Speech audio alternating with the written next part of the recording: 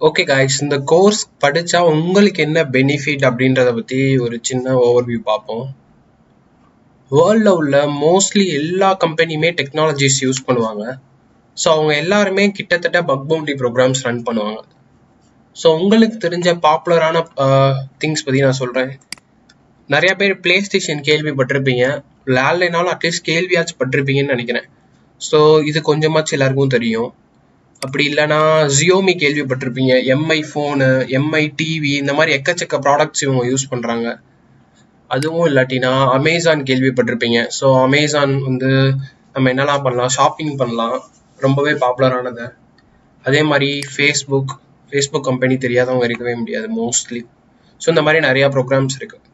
So இந்த கோர்ஸில் படித்த நாலேஜ் வச்சு நீங்கள் என்ன பண்ணலாம்னா, இந்த மாதிரி சைட்ஸில் போய் நீங்கள் பக்கு தேடலாம். பக்கு தேடினீங்கன்னா உங்களுக்கு ரிவார்டா என்ன தருவாங்க அப்படின்னா மணி தருவாங்க. ஸோ எவ்வளோ மணி தருவாங்கன்னு பார்த்தோம் அப்படின்னா அவங்களே ஒவ்வொரு ப்ரோக்ராம்லையும் கீழே ஸ்பெசிஃபை பண்ணியிருப்பாங்க இந்த மாதிரி ரிவார்ட்ஸ் அப்படின்ட்டு. இருக்கிறதுலேயே ரொம்ப லோவான ஒரு பக்கு நீங்கள் கண்டுபிடிச்சிங்கன்னா மினிமம் உங்களுக்கு எவ்வளோ தருவாங்க அப்படின்னா $100. பார்த்தீங்கன்னா அவங்களே போட்டிருக்காங்க லோ அப்படின்ற கேட்டகரிக்கு $100. ஸோ கொஞ்சம் மீடியம் அப்படின்னா $400. அந்த பக்கு ஹை லெவலில் இருந்துச்சுன்னா $1000. ரொம்ப கிரிட்டிக்கலாக இருந்துச்சுன்னா $3000. அது வந்து ஸ்கோப்பை பொறுத்து மாறும். இந்த ஸ்கோப்புக்கு இது பிளே ஸ்டேஷன் 4ல் நீங்கள் கண்டுபிடிச்சிங்க அப்படின்னா $50,000 ஹைக்கு, அதாவது கிரிட்டிக்கலுக்கு. Haiku $10,000, மீடியமுக்கு $2,500, log $500. ஒவ்வொரு ப்ரோக்ராமை பொறுத்தும் ஒவ்வொரு கம்பெனியை பொறுத்தும் அந்த கம்பெனி எவ்வளோ சம்பாதிக்கிறாங்கன்றதை பொறுத்தும் இந்த மாதிரி அமௌண்ட் மாறும். பிளே ஸ்டேஷன் ரொம்ப சம்பாதிக்கிறான், அதனால இந்த மாதிரி. ஃபேஸ்புக்கில் எல்லாம் பார்த்தீங்கன்னா மினிமமே $500,000 அந்த மாதிரி போகும். அமேசான் அந்த மாதிரி ஒவ்வொரு கம்பெனியும் ஒவ்வொரு மாதிரி போடுவாங்க. ஜியோமி போய் பார்த்தோம் அப்படின்னா போட்டிருப்பாங்க. இங்கே என்ன போட்டிருக்காங்கன்னா மினிமம் பவுண்டி $80 to $100. அதுக்கப்புறம் சிவியாரிட்டி பொறுத்து வந்து பவுண்டி ஏறும் அப்படின்ட்டு சைட்ல எல்லாம் போட்டிருக்காங்க. ரீசெண்டாக பார்த்தீங்கன்னா $6,000 பே பண்ணியிருக்காங்க பவுண்டியில். அதே மாதிரி அமேசான் போனோம் அப்படின்னா அவங்களும் போட்டிருக்காங்க மினிமம் $100, $500, $2,500, $15,000 இந்த மாதிரி. ஒவ்வொரு கம்பெனி ஒவ்வொரு ஏற்ற மாதிரி போடுவாங்க. நீங்கள் எந்த கம்பெனி வேணா போங்க, மினிமம் வந்து ஆவரேஜாக எவ்வளோ இருக்கும்னா $100. ஸோ நீங்கள் கரெக்டாக கற்றுக்கிட்டு இதை இம்ப்ளிமெண்ட் பண்ணீங்க அப்படின்னா மினிமம் லெவல் பக் கண்டுபிடிச்சாலே உங்களுக்கு $100 அமௌண்ட் கிடைக்கும். நம்ம கன்வர்ஷன் போட்டு பார்ப்போம். ஜஸ்ட் $100 in rupees அப்படின்னு போட்டோம் அப்படின்னா மினிமம் நீங்கள் ஒரு $100 ஏர்ன் பண்ணீங்க அப்படின்னா அதோட இந்தியன் ருபி கணக்கு படி பார்த்தோம் அப்படின்னா $7,470 மினிமம் லெவல் பக் கண்டுபிடிச்சாலே. அதே இது கொஞ்சம் ஆவரேஜா $250 போட்டீங்க அப்படின்னா $18,000, $500 போட்டீங்கன்னா அப்படியே அமௌண்ட் என்ன சொல்றது ஏறிட்டே போகும், $37,000. ஸோ $1,000 போட்டோம் அப்படின்னா ₹74,000 இந்த மாதிரி உங்களுக்கு ஏர்னிங் கிடைக்கும். ஸோ இதுக்கு முன்னாடி நம்ம லான்ச் பண்ண கோர்சஸ் எல்லாமே வந்து பார்த்தோம் அப்படின்னா ஜஸ்ட் நாலேஜ் மட்டும்தான் வரும். பட் இந்த கோர்ஸ்ல வந்து பார்த்தோம் அப்படின்னா நீங்க வந்து படிக்கலாம், படிச்சுட்டு அதை கரெக்டா இம்ப்ளிமெண்ட் பண்ணீங்க அப்படின்னா நீங்களா ஓனா சம்பாதிக்கலாம். இப்போ பார்த்தீங்க அப்படின்னா நான் பக் பவுண்டி ஸ்டார்ட் பண்ணதுலேருந்து அமௌண்ட் நிறைய ஏர்ன் பண்ணிட்டு இருப்பேன் ரெகுலரா. ஸோ நீங்களே என்ன பண்ணலாம், காலேஜ் ஸ்டூடெண்ட்ஸ் பண்ணலாம், ஸ்கூல் ஸ்டூடெண்ட்ஸ் கூட பண்ணலாம், இல்லாட்டி ஜாப்ல இருந்தீங்கன்னா பார்ட் டைமாக அதை பண்ணலாம். உங்களுக்கு தேவையான திங்ஸ் எல்லாமே நீங்களே வாங்கிக்கலாம். ரொம்ப நல்லா பண்ண ஆரம்பிச்சிட்டிங்கன்னா நீங்கள் ஜாப்கே போக தேவையில்ல. வீட்டில் இருந்துட்டு மாதம் ஒரு $500-1000 சம்பாரிச்சிங்கனாலே $70,000 $80,000 சேலரி வரும். ஸோ அந்த மாதிரி ஒர்க் பண்ணலாம். நிறைய பெனிஃபிட்ஸ் இருக்கு. ஜஸ்ட் ஒரு ஓவர்வியூ தான் நான் சொல்றேன். இது என்ன பிளாட்ஃபார்ம், இதில் எப்படி பக் கண்டுபிடிக்கணும், இந்த மாதிரி விஷயங்கள் எல்லாத்தையும் நம்ம கோர்ஸ்குள்ள போக போக டீட்டெயில்டாக சொல்லி தருவோம். So don't worry guys.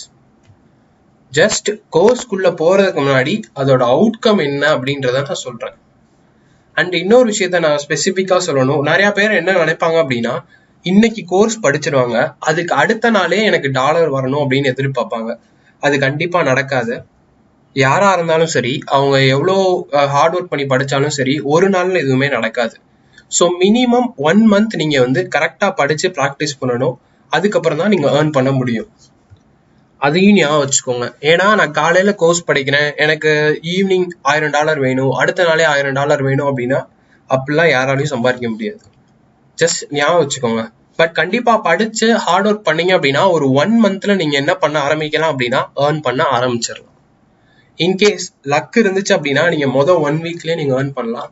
So நான் ஃபர்ஸ்ட் படிச்சும் போது என்ன ஆச்சு அப்படின்னா, நான் வந்து ஃபர்ஸ்ட் பக் கண்டுபிடிக்க எனக்கு வந்து 28 நாள் ஆச்சு. இந்த ஃபீல்டுக்குள்ள வந்து என்ன ஏதுன்னு தெரிஞ்சுக்கிட்டு எல்லாத்தையும் படிச்சு அதுக்கப்புறம் ப்ராக்டிஸ் பண்ணிட்டு அதுக்கப்புறம் லைவா போய் ஒரு வெப்சைட்ல பக் கண்டுபிடிச்சு சம்பாதிக்கிறதுக்கு எனக்கு கிட்டத்தட்ட 1 மந்த் ஆயிருச்சு. ஏன்னா இப்பதான் நம்ம புதுசா ஒரு ஃபீல்டு கேள்விப்படுறோம், இன்ட்ரெஸ்ட் இருக்கு, படிக்க ஆரம்பிக்கிறோம்.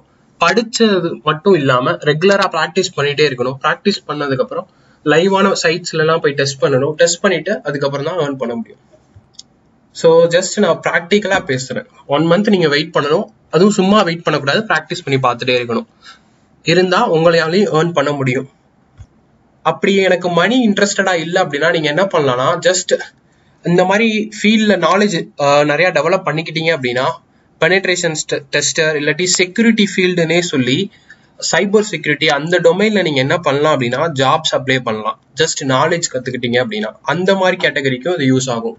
ஏன்னா இந்த மாதிரி ஃபீல்ட்ல இருக்கும் எல்லா ஆஃபீஸ்லயும் அவங்களே என்ன பண்ணுவாங்கன்னா சைபர் செக்யூரிட்டி ரிசர்ச்சர்ஸா அப்பாயிண்ட் பண்ணி வேலைக்கு வச்சிருப்பாங்க எல்லா டாப் கம்பெனிலையும். அப்ப அந்த மாதிரி வேலைக்கெல்லாம் நீங்க போகணும் அப்படின்னா அவங்க என்ன பண்ணுவாங்கன்னா ரெஸ்யூம் இந்த மாதிரிலாம் கேட்க மாட்டாங்க.